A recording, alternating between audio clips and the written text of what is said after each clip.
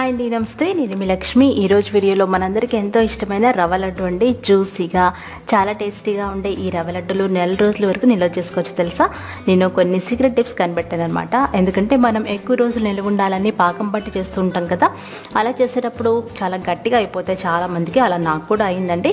So అలా గట్టిగా అవ్వకుండా ఎప్పుడు తిన్నా జ్యూసీగా ఉండేలాగా, అంతేకాకుండా నెల రోజుల వరకు నిల్వ ఉండేలాగా, ఎవరైనా ఈజీగా ప్రిపేర్ చేసుకునేలాగా కొన్ని టిప్స్ నేను కనిపెట్టాను. ఆ టిప్స్ తోటి ఈ వీడియోని ప్రజెంట్ చేస్తున్నాను. మీరు తప్పకుండా ట్రై చేయండి, మీ అందరికీ చాలా చాలా నచ్చేస్తుంది.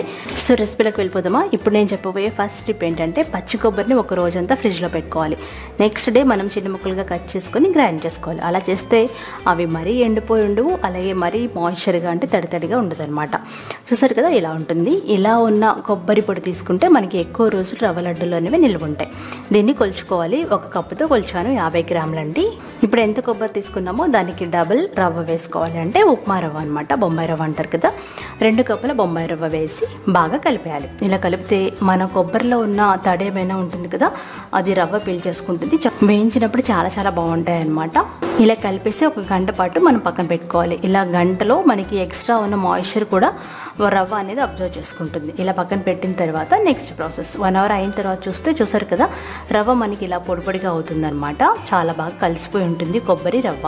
ఇప్పుడు మనం దీన్ని వేయించుకోవాలి. వేయించుకోవడానికి ఒక దళసరిగా ఉన్న కడాయి పొయ్యి మీద పెట్టుకొని అందులో 5-6 టేబుల్ స్పూన్ల నెయ్యి వేసి కరిగించాలి. నెయ్యి కరిగిన తర్వాత ఒక 2-3 టేబుల్ స్పూన్ల జీడిపప్పులు వేసుకుని దోరగా వేయించి పక్కన పెట్టుకోవాలి. ఇవి వేగిన తర్వాత ఒక టేబుల్ స్పూన్ వరకు కిస్మిస్లు వేసుకోవాలి. మీకు నచ్చిన డ్రై ఫ్రూట్స్ ఏవైనా వేసుకోవచ్చు. ఇవి బాగా వేయించుకొని తీసి పక్కన పెట్టుకోండి. అదే నేతిలో ఇప్పుడు మనం పక్కన పెట్టుకున్న రవ్వ మిశ్రమం వేసేయాలి. వేసేసి లో ఫ్లేమ్లో 15 నుండి 20 నిమిషాలు బాగా కలుపుకుంటూ వేయించుకోవాలి. మాడిపోకూడదు అనమాట. ఇలా కలుపుతూనే ఉండాలి. దగ్గరుండి మీరు చేసుకోండి. అప్పుడు మీ రవ్వ లడ్డులు చాలా చాలా టేస్టీగా ఉంటాయి. ఒక 15 నిమిషాలు వేయించిన తర్వాత కొంచెం కలర్ చేంజ్ అవుతుంది, అలాగే మంచి స్మెల్ వస్తూ ఉంటుంది అనమాట. ఇలాంటప్పుడు మనము తీసి పక్కన పెట్టుకోవాలి. ఇప్పుడు అదే బాండీలో మనం 1.5 కప్పుల పంచదార వేసుకోవాలి. అంటే మనం తీసుకున్న 2 కప్పులకి 1.5 కప్పులు వేస్తే కరెక్ట్గా సరిపోతుందండి. మీరు కావాలంటే తగ్గించుకోవచ్చు, పెంచుకోవచ్చు. అంటే 75 గ్రాములు అనమాట. అందులో 1/2 కప్పు నీళ్లు పోసి తీగ పాకం వచ్చేంత వరకు మీడియం ఫ్లేమ్లో పాకం పట్టుకోవాలి.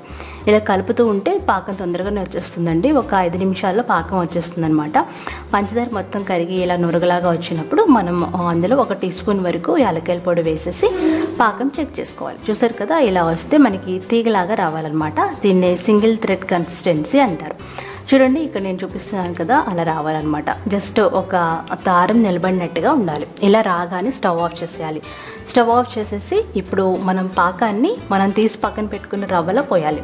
పాకంలో రవ్వ వేయడం కంటే రవ్వలో పాకం వేస్తే బాగుంటుంది అనమాట. అంటే మనకి కడాయి వేడిగా ఉంటుంది కదా, దాని వేడికి మనకు గట్టిగా అవ్వకుండా ఉంటుంది. ఇలా పాకం వేసేసి వేయించుకున్న డ్రై ఫ్రూట్స్ వేసేసి బాగా కలుపుకోవాలి. ఇప్పుడు నేను చెప్పబోయే సీక్రెట్ టిప్ ఏంటంటే, 1 టీ స్పూన్ వరకు తేనె వేయాలండి. తేనె వేస్తే ఈ పాకం అనేది గట్టిగా అయిపోతుంది అనమాట. మనకి ఇలా జ్యూసీగానే ఉంటుంది ఎంతసేపు అయినా సరే. ఇలా వేడిగా ఉన్నప్పుడు 1 టీ స్పూన్ తేనె వేసి బాగా కలిపి మనకి కొంచెం గోరువెచ్చగా అయ్యేంత వరకు చల్లారబెట్టాలి. గోరువెచ్చగా అయిన తర్వాత లడ్డు వస్తుందో లేదో ఒకసారి చెక్ చేయండి. లడ్డు వస్తే మీరు లడ్డులు చుట్టేసుకోవడమే, అంతే. ఇలా మీరు తేనె కానీ వేసారంటే మీకు పాకం పట్టి చేసినా సరే గట్టిగా అయిపోతుంది అనమాట. నేను ఒకసారి చేశానండి, పాకం పట్టి చేస్తే చాలా గట్టిగా అయిపోయినాయి అనమాట. సో అలా అవ్వకుండా ఉండడానికి తేనె వేయాలి. తేనె కలిపేసి మీరు చక్కగా లడ్డులు చుట్టేసుకోండి. అంతేనండి, ఎంతో టేస్టీగా ఉండే సూపర్ రవ్వ లడ్డు రెడీ అయిపోతే. చూడండి, లాస్ట్ లడ్డు కూడా చాలా బాగా వస్తుంది. చూసారా, చిన్న లడ్డు వచ్చింది కదా, ఇది మా బాబు కోసం. సో ఇలా లడ్డూలన్నీ ప్రిపేర్ చేసుకొని టేస్ట్ చేయండి. చూడండి ఎంత అందంగా ఉన్నాయి కదా, చాలా బాగుంటాయండి. మీరు ఈజీగా 1 మంత్ వరకు నిల్వ చేసుకోవచ్చు. ఆఫ్కోర్స్ ఉండవనుకోండి, ఎందుకంటే ఇంత టేస్టీగా చేస్తే టకటకా తినేస్తూ ఉంటారు అందరూ.